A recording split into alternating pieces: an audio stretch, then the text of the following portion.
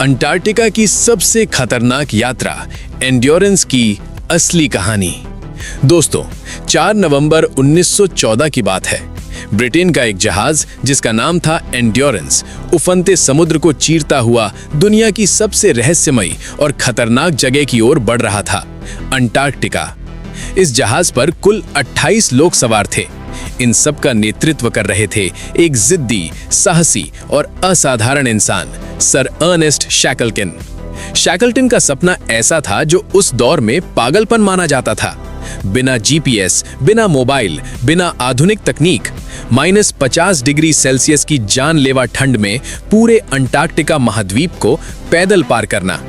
उनकी योजना थी वेडल सागर से अंटार्कटिका पहुंचना, वहां से पैदल दक्षिण ध्रुव पार करना और अंत में रॉस सागर तक पहुंचना।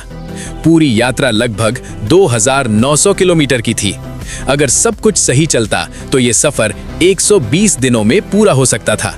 लेकिन किसे पता था कि ये योजना इतिहास की सबसे भयानक सर्वाइवल स्टोरी बन जाएगी। वेडल सागर, जहां बर्फ ही दुश्मन बन गई। 5 नवंबर 1914 को एंड्योरेंस दक्षिण जॉर्जिया द्वीप के एक व्हेलिंग स्टेशन पहुंचा। ये आखिरी जगह थी जहां इंसान रहते थे। इसके आगे था वेडल सागर, चारों तरफ से अंटार्कटिका से घिरा हुआ। यहाँ बर्फ इतनी घनी होती है कि बाहर निकलने का रास्ता ही नहीं मिलता। स्थानीय लोगों ने शैकलटन को चेतावनी दी, अभी आगे मत जाइए, हालात बेहद खतरनाक हैं। लेकिन शैकलटन नहीं रुके। 5 दिसंबर 1914 को जहाज आगे बढ़ा और तभी डर सच हो गया। बर्फ उम्मीद से कहीं ज्यादा मोटी और सख्त थी। 18 जनवरी 1915 को एंड्योरेंस पूरी तरह बर्फ में फंस गया। इंजन पूरी ताकत से चलाया गया। क्रू ने औजारों से बर्फ काटने की कोशिश की, लेकिन जहाज 1 इंच भी नहीं हिला। समय के साथ वो बर्फ का टुकड़ा जिस पर जहाज फंसा था धीरे धीरे जमीन से दूर खिसकने लगा। जहां उन्हें उतरना था, वसेल बे, वो 60 मील पीछे छूट चुका था और बीच में था खुला पानी, अंधकारमय सर्दी और टूटता जहाज। अंटार्कटिका की सर्दी मतलब 24 घंटे अंधेरा, कोई सूरज नहीं। बर्फ का दबाव बढ़ता जा रहा था, जहाज कराह रहा था।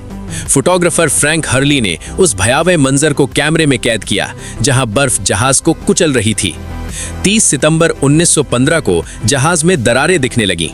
24 अक्टूबर 1915 की शाम एक जोरदार धमाका हुआ। बर्फ का एक विशाल टुकड़ा जहाज से टकराया। पानी अंदर भरने लगा। 3 दिन तक लगातार पंप चलाए गए, लेकिन पानी और तेजी से अंदर आता रहा। आखिरकार शैकलटन ने वो आदेश दिया जो कोई भी कप्तान नहीं देना चाहता, जहाज छोड़ दो। बहती बर्फ पर जिंदगी। जहाज डूब गया और उसके साथ डूब गया अंटार्कटिका पार करने का सपना। अब 28 लोग खुले समुद्र में एक तैरते हुए बर्फ के टुकड़े पर फंसे थे। उनके पास था 3 छोटी नावें, 1 स्लेज और सिर्फ 1 महीने का खाना। रात को जगह नहीं होती थी तो लोग बर्फ पर एक दूसरे से चिपक कर सोते थे। कोई रेडियो नहीं, कोई मदद नहीं, कोई नहीं जानता था कि वे जिंदा हैं या नहीं। भूख, त्याग और मानसिक ताकत। खाने की कमी बढ़ती गई, यहाँ तक कि उनके साथ रहने वाले कुत्तों को भी मारना पड़ा। हर आदमी को सिर्फ 2 पाउंड सामान रखने की अनुमति थी। शैकलटन ने अपने सोने के सिक्के और बाइबल बर्फ में छोड़ दी। फ्रैंक हर्ली 400 तस्वीरें छोड़ाए, सिर्फ 150 नेगेटिव साथ ले जा पाए। उन्होंने पैदल चलने की कोशिश की, लेकिन 3 घंटे में सिर्फ 1 मील। आखिरकार उन्होंने इंतजार करने का फैसला किया। एलिफेंट आइलैंड और आखिरी उम्मीद। 15 अप्रैल 1916 को 497 दिनों बाद वे एलिफेंट आइलैंड पहुंचे। जमीन पर पैर लगते ही लगा जैसे नरक से स्वर्ग आ गए हों। लेकिन ये द्वीप निर्जन था। अब एक ही रास्ता था, मदद लाना। शैकलटन 5 लोगों के साथ एक छोटी नाव में 1300 किलोमीटर दूर दक्षिण जॉर्जिया के लिए निकल पड़े। ये सफर था दुनिया के सबसे खतरनाक समुद्र ड्रेक पैसेज से। 3 हफ्ते, तूफान, उल्टियां, ठंड, मौत का साया। 10 मई 1916 को वे किसी तरह दक्षिण जॉर्जिया पहुंच गए। असंभव को पार करना।